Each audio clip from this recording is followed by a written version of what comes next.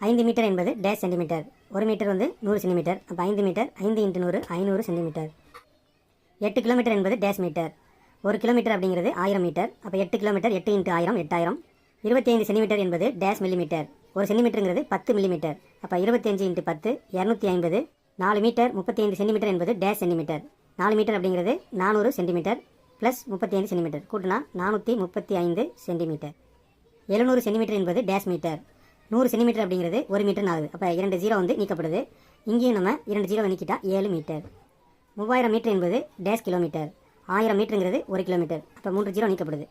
அப்போ இங்கேயும் நம்ம 3000 மீட்டரில் 3 ஜீரோ நீக்கிட்டா 3 கிலோமீட்டர். 536 சென்டிமீட்டர் என்பது டேஷ் மீட்டர் டேஷ் சென்டிமீட்டர்.